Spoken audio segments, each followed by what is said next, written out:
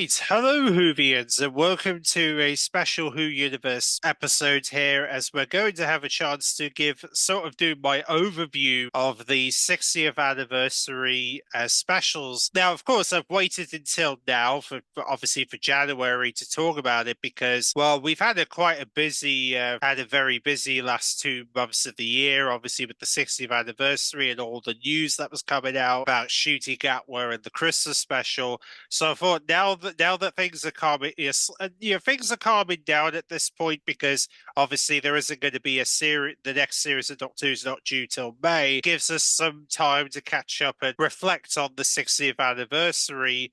Leading up to the new series that will debut in May.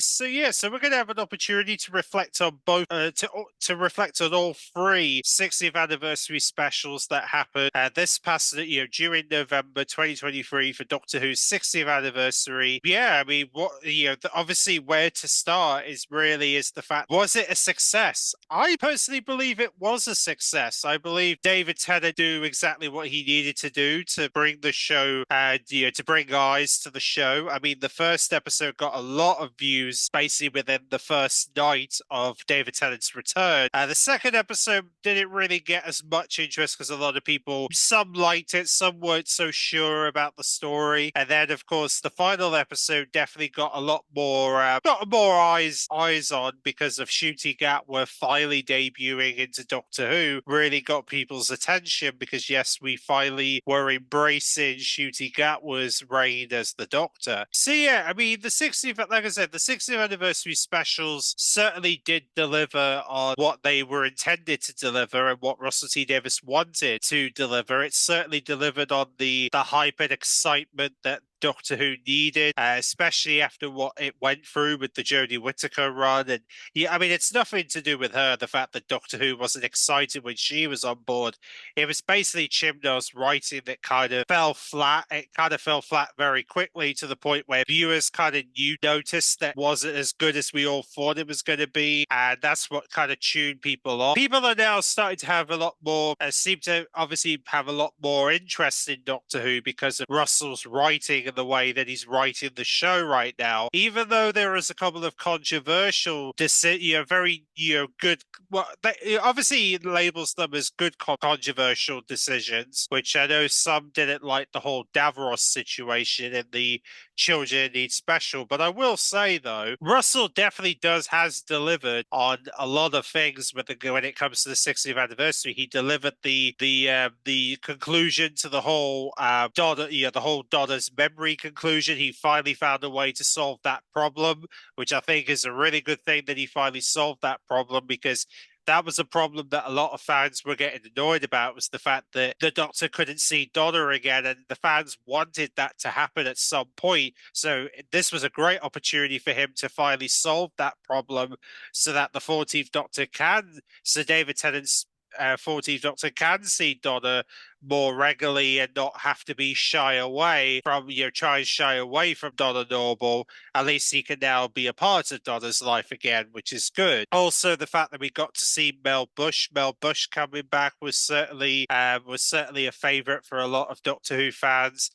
Seeing Mel Bush come back to Doctor Who and work with David Tennant. So, obviously Bonnie Lamford's first time working with David Tennant certainly was a treat for a lot of fans. And then, of course, the whole bi-generation concept a lot of people found it, a lot of people are still not sure about the whole thing, but I think there's some good that can come out of it, even though there's some journalists who believe that there's going to be some bad that will come out of it, which I don't really think will, or at least I hope it's not going to create any problems within the next year. But I think things are good. I think we don't have to worry about it too much, considering this is Russell T Davies. He knows what he's doing. He's not going to let us down in any way. I think Russell's very confident about the decision he made, and he's not gonna want to make it look bad on screen. So he's gonna want to make sure that the whole idea of bi-generation is going to hopefully save Doctor Who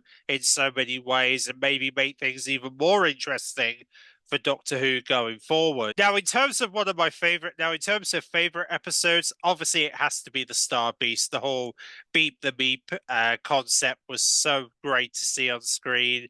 The fact that we see him as cute and then he becomes evil halfway through. I love that whole concept of the story. It was so well played from Russell. I'm glad he brought it to television because that story from 1970s that was in a comic strip, as brought to life in a episode for the 60th anniversary, was well done. It was brilliantly done with the budget that he received for Doctor Who, thanks to Disney, who was able to put more money into the show to make stuff like that happen, which is amazing. But yeah, so Star Beast, personally, in my opinion, was one of my favorites, along with Giggle. I thought the Giggle was amazing to see the toy maker colliding with the Doctor many years later, and the fact the toy maker makes fun out of about all the different circumstances he had with all the previous companions, Amy Pond, Bill Potts, and all the other companions that he had, and the Doctor tries to explain about what happened to them, and the fact that the toy maker tells a story about those companions was certainly a very eerie moment for the Doctor to remember the events of those previous companions. But yeah, it was, like I said, it was such a fantastic story, fantastic way of writing it, a fantastic way to bring the toy maker back, and the fact we got to see both the 14th and the 15th Doctor defeat the toy maker, the fact that the 15th was needed to beat the toy maker, really does go to show that by generation actually saved planet Earth. It stopped the toy maker, even though the toy maker did have elements of the Master in a golden tooth, which luckily someone picked that up, which we know the Master is probably going to return at some point, thanks to whoever picked up that golden tooth. So we know that the Master is due to return eventually. It's just a question of when will that be. And then, of course, and also the fact that we didn't need any Daleks, we didn't need any Cybermen. It was great to see the fact that they were experimenting with new enemies and they weren't needing Daleks and Cybermen that much anymore, because obviously the show keeps relying on those enemies for many years. And the fact that Russell is now trying to push away from the concept of all Doctor Who needs Daleks and Cybermen to save the show. No, you monsters can save the show, and basically proving that more and more with this new series, that the new enemies can deliver if the writing's good. And Russell's writing has been spot on when it comes to all the new enemies. He's literally nailed it, as well as obviously bringing back enemies who haven't been seen on our screens after years and years of wait. So hopefully maybe the Yeti will return, and maybe the Rani might return down the road.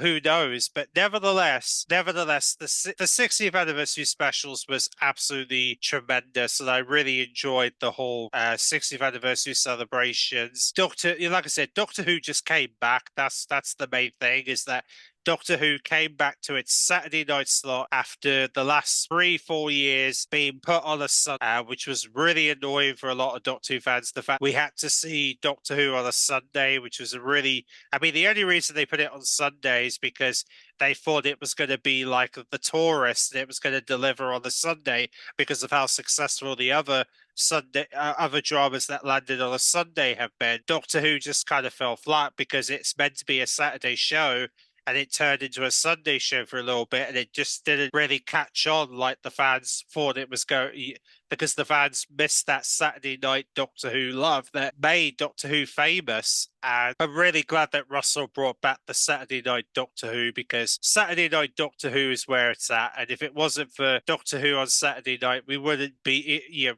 then Doctor Who wouldn't be here if it wasn't for them being a part of Saturday night TV all those years ago in 1963. We wouldn't be standing here today loving the show that we love. Yeah, let me know in the comment section what you make of 60th anniversary specials. Did you enjoy what's your favorite episode? What's your favorite moments from the 60th anniversary specials? Obviously, you can buy the episodes on DVD, Blu-ray, and Steelbook case for those who want to catch up on the story. You can also catch up on BBC iPlayer, which is an Ultra HD if you want to watch the entirety of the 60th anniversary specials from start to finish. But I have to say though, it is a fantastic story. It really is, and a really a fantastic series of specials, and it kind of makes you wonder what the next 10 years are going to be like. Too, I think there's going to be a lot of going to be a lot of experimenting and a lot of new ideas coming onto the table for the next 10 years, and it'll be interesting to see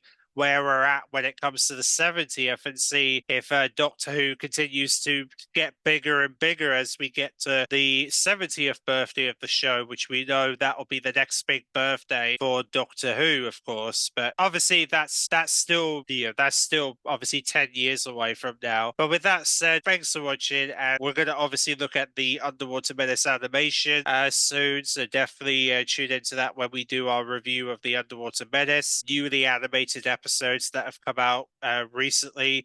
We're also going to take a look at the animation of the Celestial Toy Maker, where the first 3 episodes are going to finally get animated, and we'll be able to review those as we head into 2024. And then hopefully there'll be many more stuff that will be coming out as we lead up to May. We're obviously going to be hearing more about the new series of Doctor Who season 1, which they're labeling the series for for this year, of course. And we'll see how Shooty Gatwa and Billy Gibson's how they're going to evolve as we head into the new series, and see what other surprises are on our way when they return to our screens in May. But with that said, thanks for watching, and we'll see you all in my next Who Universe specials as we continue our countdown to the next series, which of course we've got a whole 4 months to wait until we get to see them back at our screens for their first full series of adventures that are to come.